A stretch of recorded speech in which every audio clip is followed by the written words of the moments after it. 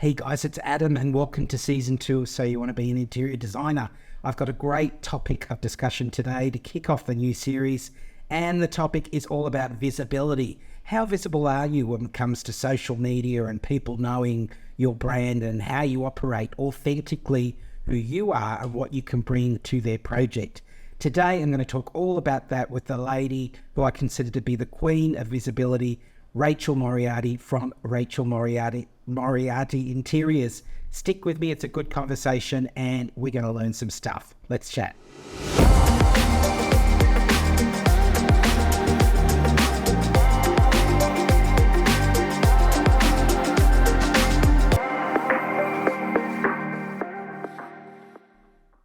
Hey everyone, it's Adam Scougall here of So You Want to Be an Interior Designer podcast. Welcome to episode 13, so it's a new season. I'm really excited to have you guys here for season 2.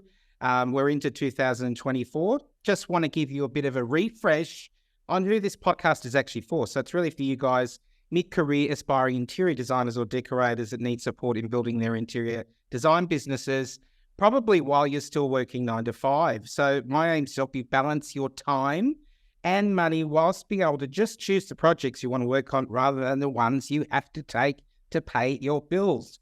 So first, whether you're flailing or you're doing really well or you're just starting out, why not take a quiz? I've got a fantastic quiz that only takes about 2 minutes for you to fill it in. It's over at adamscougall.com/quiz. If you need a bit of a roadmap, you're sort of flailing and flailing, go over and take the quiz. As I said, 2 minutes, it's a customized report to you.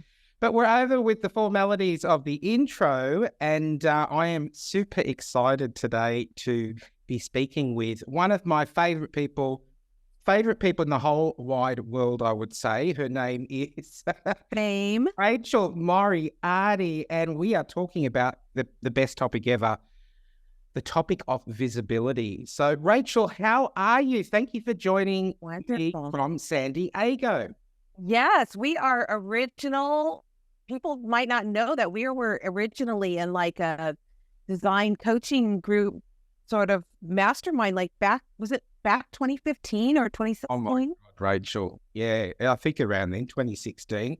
Yeah. Yeah, so we go back, don't we, darling? We go back. We go back for years. And I've been following you for years and just really admiring, Rachel, how you've managed, kind of directed your design career. What I'm going to do, though, is give the formal intro on you. There's lots of amazing info here I want to tell everybody about. So I'm talking to Rachel Moriarty, who's an award-winning designer, a #1 best-selling author, Rachel, and a style expert. You can see right in front of us that is absolutely true. Rachel is celebrated for a vibrant and colourful approach to design with multicultural roots, Mexican, Native American and Filipina. Rachel embraces diversity in her creations. Her fearless use of colour, texture and global influences reflects her upbringing in a culturally rich environment. Known for her iconic designs, you've got to go and check her out. I love Rachel's designs. Rachel's philosophy revolves around the belief that colour adds passion and flavour to life. You're speaking to the converted here, Rachel. Featured in Vision magazine and San Diego Home and Garden Lifestyle, Rachel's work has also graced HGTV and the Design Network, which is awesome. She's collaborated with Unique Design Solutions on her own title, Colour Collection, which I'd love to talk about. And she's always showcasing her unique style. Interestingly, Rachel is a former fashion stylist. If you're watching this on YouTube, you'll absolutely know that resonates. This has got to be true. Rachel infuses her passion for fabric, textures and colours into all of her creative work. Her designs featured in residential and commercial spaces with colour seamlessly to create energy, warmth and authenticity.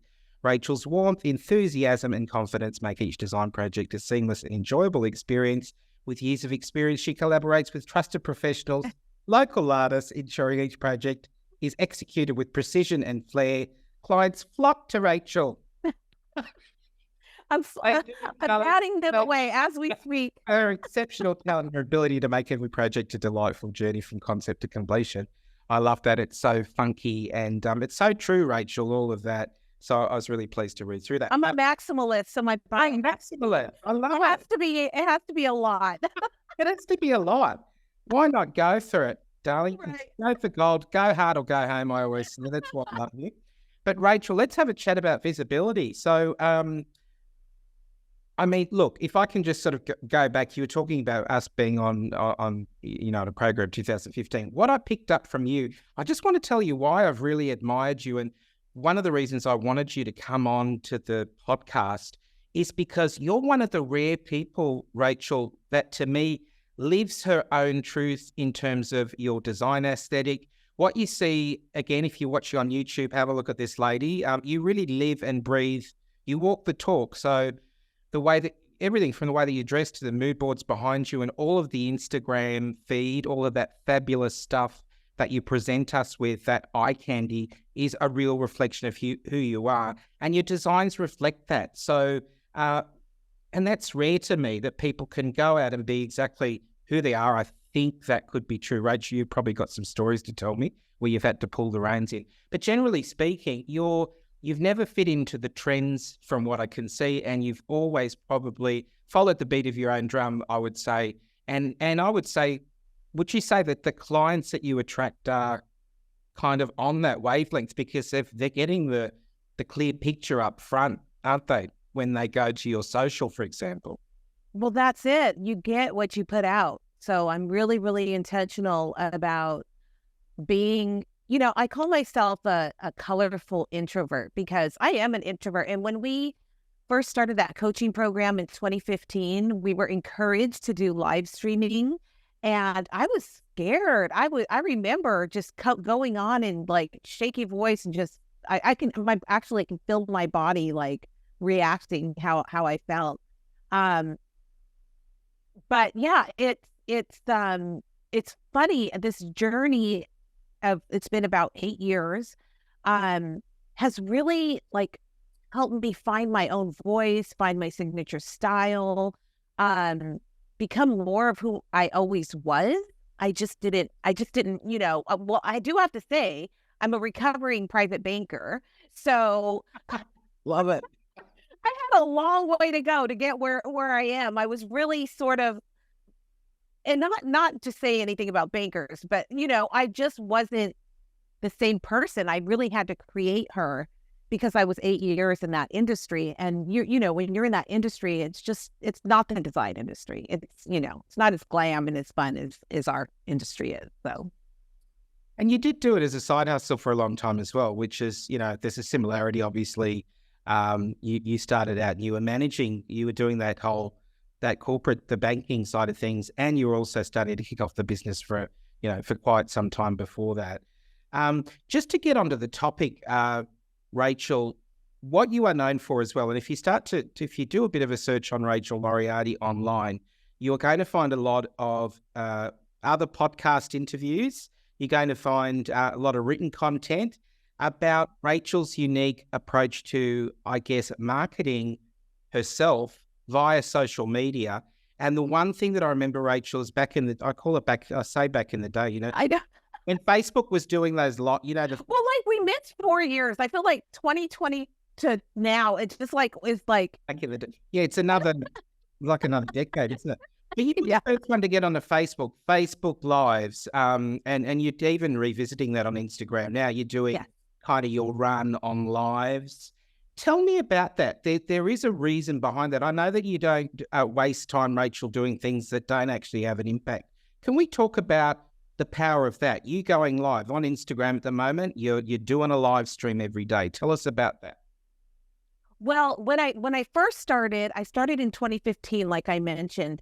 And it's interesting the evolution it's taken because I did it. I called it Rachel's Daily Riffs. And I went on every day. I went for 1.5 years straight, which is insane because I had deaths in my family. I mean, life happened, in 1.5 years. And it was really very helpful and healing for me because again, I had left corporate and I was in my house by myself, and it grew my community. It also attracted a client that I didn't intend to attract because I was throwing spaghetti at the wall, and I was giving tips and tricks, and I was sort of attracting like a DIY client, who just wanted to know more tips and tricks and had no intention of ever hiring an interior designer. And so as time went on and I honed my skills and I became better, I was like, I have to be more intentional about what I'm doing. And I'm listening all the time to the comments and what people are saying and what they're messaging me. And one of the things they would always say is, I don't know what you're talking about, but I'm just here for the fashion. I just want to see what you're wearing, what scarf you're wearing, what earrings you're wearing, what this, what that, So I was like, oh, okay. So this is like a thing that I just never intended. And the other thing was, it was like, I just realized that people wanted to be like a little entertained, they were just sort of scrolling and all the color and I talk with my hands and it just sort of stopped their scroll. And so it was like a little entertainment factor.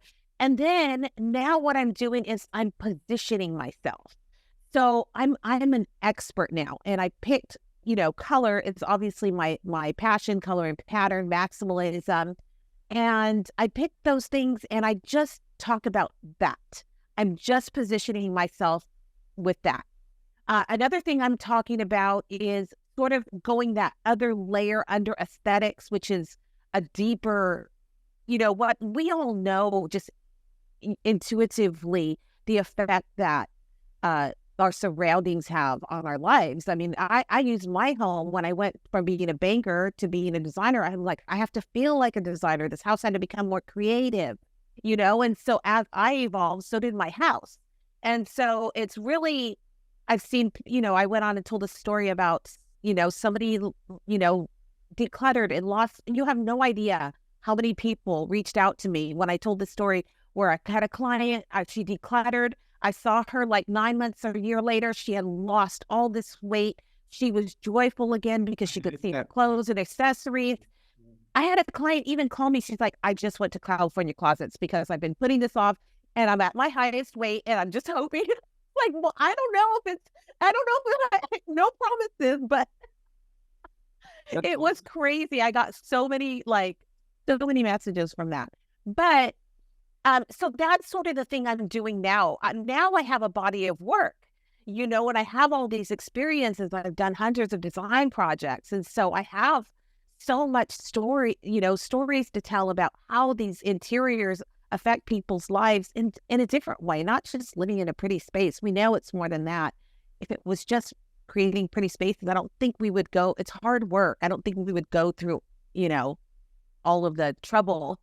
If it's just, to make something, very like light. For me anyways, it has to be a very sort of purposeful endeavor. You know what I mean? A bell's just sort of gone bing, because I think that is the new direction for social media. And you're already, I think you've come from that.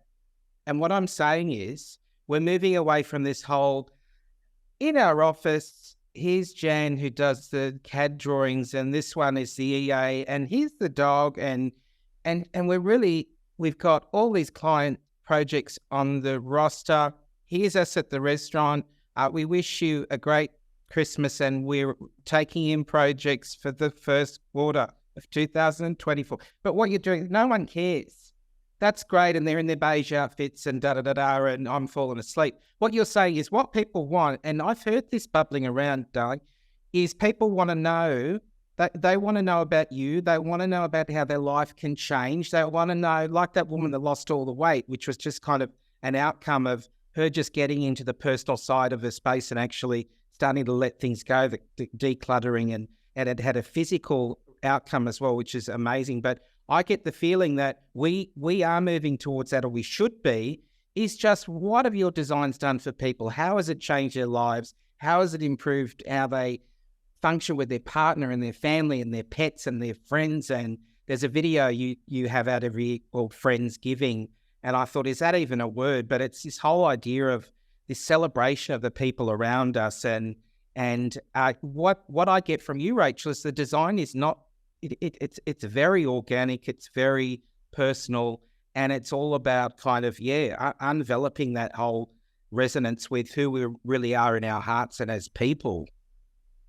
Yeah, definitely. And for you and I, Adam, we are color people. You're an artist on top of everything else. And it's like, how does that, it's so powerful. Color is so powerful. I think a lot of people are missing out, to be honest. Yeah. But I think, Rachel, I would first and foremost say, go and have a look at Rachel Moriarty's interiors over on Instagram. You'll very quickly understand what we're talking about in terms of there's nothing corporate about it. There's nothing bland or boring. It's all about real people. You, Rachel, share a lot about your own personal style on there, and you interpolate the personal with the work stuff, which is great. Just in terms of Rachel, this show really is, as I mentioned before, it's about helping people too that are just starting out, like you and I were sort of 8-10 years ago, or whatever it is now. What do you think in terms of being visible, getting on there? And a lot of people struggle with Instagram, don't they, and how they should present, and they get very tense and nervous about exactly what the plan should be for the year and it's all a bit convoluted. But what do you feel is important for new designers to focus on in terms of becoming more visible, and how do you feel they should approach, say, I'm opening my Instagram account and I've just started. How do I present who I am? Well, I think at first, first of all, we're in 2024, so more and more and more we have to be, I think, like, even when we started, it was like, I felt like there was still one foot in, like, I don't know, sending out postcards and I think that could almost be another thing, because it's gone away, and it would be a differentiator. But differentiation, I think, is the biggest reason to show up. Obviously building awareness. If you're just starting, how do people know? How do people know what if anyone's like me, usually we start out in my, the living room, the kitchen, wherever. And how do people know you're sitting at home and ready to serve clients, So it's building awareness. It's building credibility as your, what I'm seeing is really popular now is process videos, behind the scenes, just setting up like a video of you just working and doing a floor plan, and then speeding it up to like 7 seconds. And then, people love to see that behind the scenes. It doesn't even have to be these, finished projects anymore. I feel like people are more interested in especially since TikTok, it's a little more raw than it used to be. I think I know I miss the old Instagram. I miss photos. But as there's so many more tools. I'm less on my feed in Instagram and more in my stories. So it's like, I feel like sometimes I'm hiding in plain sight. So if you're new and you're nervous, I'm going live on my feed sometimes, but I can go live in my stories, because not everyone goes in your stories and it disappears after 24 hours. So doing something like that, there are a lot. Is that a reel? What? Does that become a reel? When you do your lives, is that becoming a reel? I think essentially it does. Yeah, exactly. And then what was I going to say? Oh my gosh, now I lost it. I have ADHD too, and I talk about ADHD, which is hilarious. People going live, and it's a video. It's on Instagram, and And I was talking about going. Oh, I know what I was going to say. A lot of really popular posts now are sort of non-face posts. Walking. Pointing your camera down, walking with a cup of coffee for 5 seconds, and putting text or music over that. It doesn't always have to be your face. It's really like showing this authentic side of you. It does take, you got to do it to kind of learn the whole what Instagram likes, what your audience responds to. Mine, it sounds weird, but they respond to my face. So It's uncomfortable as that is, even to say, you can hear it's uncomfortable to even say it. Those are the things that get the most engagement. Yeah, thanks, Rachel. I get the impression that when you talk to the camera, like if I'm a client or potential client, you're just talking about whatever. A lot of time you talked about that client of yours who went through the decluttering process. I mean, you couldn't possibly even think to start a design before you got all of that stuff out of the way. You went through that process, you bumped into her a few years later or a couple of years later and she'd lost all the weight. I mean, you're talking about a client experience, how that's kind of was a real, a real experience of her actually having that physical outcome. But I mean, I'm thinking... And this was before Ozempic. Oh, yeah. Don't even go there. Don't even go there, girlfriend. Yeah. But what I was trying to say is that I think that if people are logging onto your feed, they want to trust you, right? Oh, God.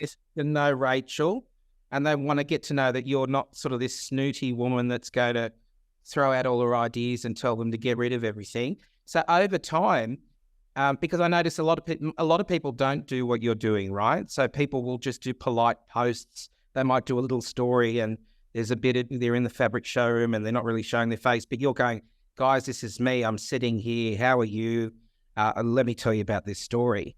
And to me, that's where we all should be headed, including me. Including me. I mean, I have to, it's not like a natural thing. I have to make myself some days, Yeah. So that's an interesting one. I think anyone listening, have a think about doing video. And I think you're saying, Rachel, no one's sort of born with that gene that sort of makes us perfect on camera. Just get on there and be yourself, and it will all sort of work out over time. It'll get easier to do that. But it is important, isn't it? Absolutely. Oh, you talked about you being... People love to see your face. I love to see your face. You also show your face and who you are in your photo shoots. And I find that really interesting. And you do it all the time. And the way that you do your photo shoots is it's not stuffy. It's here's a dog.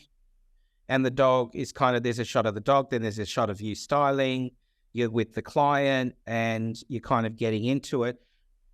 Again, is that part of the whole kind of process of this is your designer and this is me in your space, and making people or encouraging people to feel comfortable with you? So, what the thing is, one of my differentiators is I used to be in advertising for 10 years. I was a photo stylist, and that sort of was my gateway drug into interior design. I am still working with my same photographer I worked with back 30 years ago in 1995.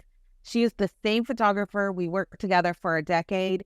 And it's really fun because there's this other side of me, pre-banker, pre-designer, and that I just love. I love being the creative. If you see on my website, I don't call myself a principal designer. I call myself the chief creative officer of Rachel Moriarty Interiors. So I am the chief creative of the brand. And so I don't just see myself as an interior designer. I'm the director of the brand. And because I have this relationship with my photographer, we are always, we're always getting inspiration. She's sending me stuff all the time. She's coming up with ideas. Sometimes I have projects that aren't even that colorful. And I'm like, okay, what are we going to do here? This one's very woodsy. I did it in a mountain. But there's this one picture. So I'll come in with a bright green kimono and I'm the color, and it's so funny because people sometimes don't realize that I'm the color in that project, not all the color. There isn't a lot of color. Like they'll say, oh, I love that, blue and orange room you just posted. And I'm like, I was wearing orange. You know what I mean? And it's so funny. But it's just what they see and how I put it out. So I'm really strategic and intentional about doing that. And it really kind of feeds that other part of me that I love, which is the marketing part of the business. And It's awkward. I still am very awkward in front of a camera, but because I've been working with my photographer for 30 years, I trust her, and I trust that she's, not gonna, I don't know, whatever you think that a photographer is gonna do, you know what I mean, make fun of you or whatever. But I'm very comfortable in front of her, and she's like a sister. She shot my pregnancy photos and my wedding photos, and all of that. So we just have fun, and for us, it's like, we don't really get to hang out unless we're working together. So that's sort of what I do. Sometimes I include my clients too. Some of them are down for some photos. I have a client that she's a gaming mogul, and she loves to cosplay. And I did this one Cosmic Kitchen. It's like very space themed. And she came down and she's wearing this very like Barbarella spacesuit, and she was cracking it. And we put her in the photo shoot. And so, I mean, it's not just always me, it's sometimes my clients, but then I'll go in as well, because the engagement, I get better engagement when it's my photo, when it's me. Yeah, I mean, I think this is all stuff that really we should be listening to this. Because and if any of us are thinking about how we're going to get the next client, and we wonder if the work that we do on Instagram is worth the time, I think the way that you're doing, the way that you present, and your strategy, if we can call it a strategy, Rachel, is that it's the trust. It's showing you this is exactly who I am. There's no discovery. I get the impression that when people call you, they already know what they're getting, and they're probably already sold. I don't know if that's the case. Yeah, that's what I try to share, is that we are literally putting a calendar date together. Yeah, already know. I've been speaking to you for months. There's so much of me out there. They've been creating a relationship. In fact, they have the upper hand, because I don't have, it's a fit check, we're trying to figure out if we fit each other, and they have so much more to go off of than I do. Yeah. So, but yeah, so but I am in the position where I'm trying to figure out if we are a good fit, because they've already decided that I'm a good fit for them. Right. Okay. Rachel, there's been some other outcomes of you being visible for a lot of years now, and that has been with partnerships. So you've had brand partnerships. Can we touch on that briefly? Maybe an example of, whatever the case has been. I know you've done you did a collaboration with a tile company. Mm-hmm. I know you do a lot of, PR stuff at High Point, which if you're in Australia, High Point is something I hope to get to in the next 12 months. It's an amazing kind of showcase event in the furniture design industry in, where do they have it, Rachel? Sorry. At High Point. High Point in North Carolina. North Carolina, yes, in High Point. It's the largest furniture show in the world. Yeah, and you're always on there. If you look up High Point, I think I looked it up. I was looking at High Point videos, and you just popped up talking about High Point. So tell us about how the stuff that you've done on social media has led to a partnership with a brand. Well, brands want to get the word out. Brands love, in fact, at High Point Market, the buyers have shifted to 60% designers, 40% retailers. Where before, if you've been around in groups, you've heard many times that a lot of older designers are like, they wouldn't even let me in the showroom unless, you had a storefront or a brick and mortar or something. They just wanted retailers. Now everything's shifted. So, but they don't just want, buyers. They also want people that can help them get the word out. And so I jokingly call myself a lot of times a glam ambassador. A glam ambassador. And I've worked with many companies to do many just social media posts. Sometimes it depends. The contracts have all been different. Sometimes they're launching new products, and sometimes they're asking me to collaborate with them to launch new products. So with the tile company, this used to be a natural stone company, and they were going to launch a color collection, and they reached out to me to help them do that. And I created a curated color collection for them and some tiles. And then we also collaborated with another company called Latte Crete, which does color grout, glitter grout, so it was a kind of a natural fit. And then helped them launch that at KBIS, which is the Kitchen and Bath Industry Show. And all on brand. I mean, as you were saying, glitter, something or other with the tiles. But this is all Rachel's vibe, right? And the collaborations are coming in and aligning sort of perfectly with who you are in terms of your aesthetic and your brand. So, and that is that a direct response from Rachel, say your Instagram or Facebook? Is that where this? Yeah, because that's what they want to see. They want to see that someone's going to help them promote that, that someone will put themselves out there and, share. That's what we're getting the good word out, aren't we? So they need people that will do that.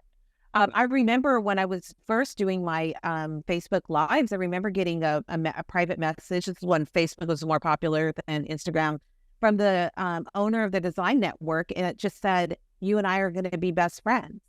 And we went on to do, a lot of projects together. So you just never know who's watching. I love that. That's awesome. Rachel, last question. What type of clients do you attract? Are they your ideal client? Who is your ideal client should probably be the first question.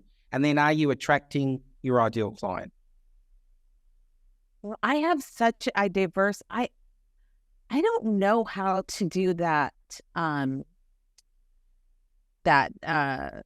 process of finding like the ideal client, because I have a diverse range of what I can do. If you go on my website, I have over 100 room projects on there, and you're going to see historical homes. You're going to see preservation. You're going to see beach. You're going to see Mediterranean, hacienda, travel trailers. You're going to see everything. Short-term rentals. What? She shed? She sheds. Exactly. She sheds. So my clients are as diverse as my projects are, because that really, my portfolio is really a representation of who my clients are. But they are doctors and lawyers and philanthropists, very just high level, high net worth. And they have a lot of hobbies, and they go hard on their hobbies too. Like, they're not just runners. Like, they run marathons all over the world, in between running a large law firm. So it's like they just go hard with whatever they do. It's so fun. And that makes it fun because, like, they're not just scuba divers. No, they're master scuba instructors. So sometimes we can take that stuff, and they'll say, "I want to feel when I go in this powder room like I'm in the ocean," or when I walk in my travel trailer, I want it to feel like I'm underwater. So it's fun to take they all love wine. That's something else too.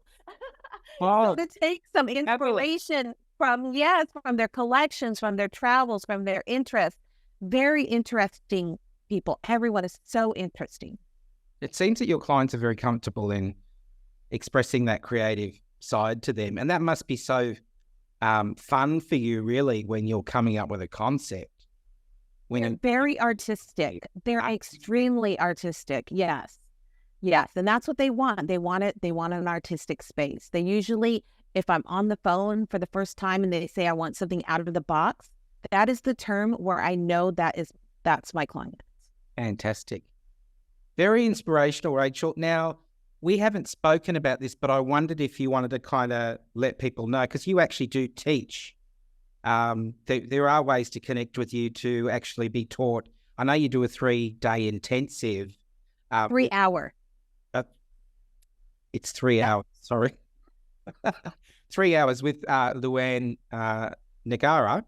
I keep talking about the Luann Live that I went to in November. I'm so bummed I didn't go. I know. So bummed. Wish I could have seen you. But do you mind? I mean, if somebody wants to get, actually 3 hours is a great period of time to get right stuck in and get some great information. I know you got one I, coming up in March. Do we want to? I do. So I used to do a 5-week course, and then we went to 3-hour intensives, but I took everything in that 5 weeks, and we go fast. It's like drinking from a water hose. So it's really fun. I've had the best time with my students that have gone through that with me. But I also do coaching. If somebody wants, there's a tab on my website for business coaching as well. Can I just say, if anybody's considering some coaching with Rachel, I've actually requested coaching and had a full session. And the one thing I love about speaking with you, Rachel, is it's fun, and I feel invigorated. I feel happy. I feel inspired, and I feel like I can go and sort of tackle anything that I want after a conversation with you. And I don't think you can put a price on that. So check out Rachel Moriarty. Is it rachelmoriarty.com, Rachel? Rachel M. Interiors. Oh, gosh. What I'll do is I'll put all these notes in the... Yes. I'll put all that in the feed. But you've got to check out this wonderful lady who I've had a wonderful conversation with today. Rachel, I'm going to finish off there. You've been delightful as usual. And I'm wishing you a fabulous 2024. I know it's going to be awesome. And don't mind if I'm pinging you little messages on Instagram, because you know 100%. you're excited with all your color and pattern and fabulousness. So I'm your biggest fan. So keep doing what you're doing. Same. I love your podcast. Thank you for asking me to be a guest. I'm honored. You're very welcome, Rachel. On that note, guys, we'll finish off there. Again, if you would like to take the quiz, go to adamscougall.com/quiz. If you're wondering where to go next, if you need some advice on your new little budding design career, it's going to be a fabulous year for you. Get a personalised report, adamscougall.com/quiz. On that note, we'll end there. Thank you again, Miss Rachel Moriarty. Fabulous, Rachel. We will leave it there, and we will see you next time. Bye for now.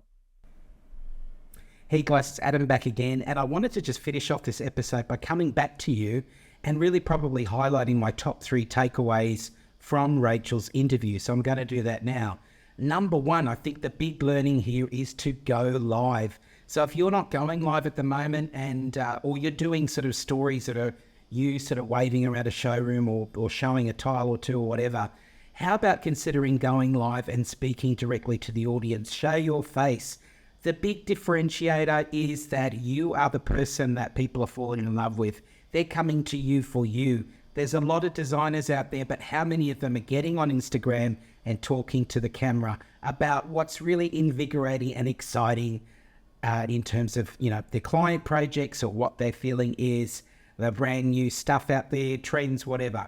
Go live and start to talk to your audience. The big thing, the big takeaway is that I know the success for Rachel, and sometimes the success for me, has been the fact that people already have seen me, they've developed a relationship with me through my videos, and I know with Rachel, they've developed a relationship with her through her lives pretty much on social media. So if you are not speaking to the camera, consider in 2024, getting on camera and going live, and just be you. Smile, no stony faces, and tell people about what's going on in your world and your exciting vision of design in 2024. Number 2 is talk about speak about what your ideal client wants to hear. This was another light bulb moment. So Rachel, if you go to her lives, she's talking about some trends, but she basically is talking a lot about, you know, the impact of certain colors and how this affects your mood, and textures and items that are timeless, that go into her maximalist aesthetic. And Rachel does have a maximalist aesthetic, full of color personality. And the amazing thing about her is that she wears it on her body. So what you see is what you get, from her headscarves to her glasses to her body wear. This is all sort of resonating in her interiors, in her maximalist style.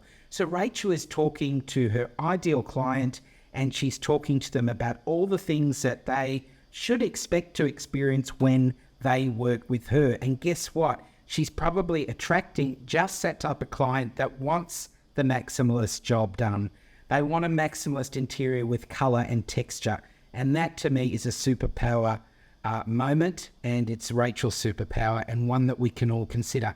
Start to talk to your ideal client, even if they don't exist yet. Speak about how you want to design and the people you want to design for, and take it from there. Number 3 is talk about the personal transformation. Again, I was thinking, what about the testimonials that we receive from clients? Do we really look at them? What are they saying to us? Let's ask our clients, even if you haven't got a client yet, when you get your first client, ask them about what the personal impact was for them.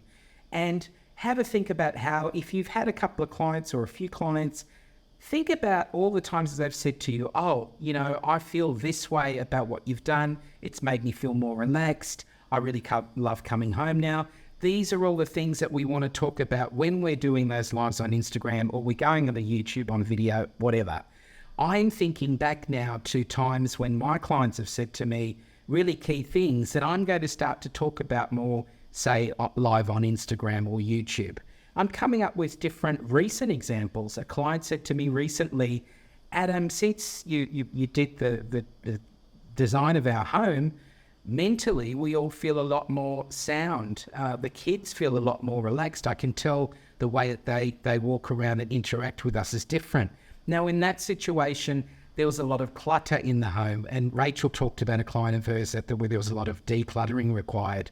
But the design process is not just about fluffing pillows and painting a wall a pretty color. It's about the whole support your client's going to receive once you go through the process. The process starts with decluttering all the things that are no longer serving your client. So have a think about that sort of thing. That's the type of thing that's probably going to move the needle on a client contacting you, is they're starting to feel the experience. So there you go. A very long interview today, I know, but I hope you enjoyed it. Until next time, until the next episode, I wish you a wonderful week, and I will see you next week. Bye.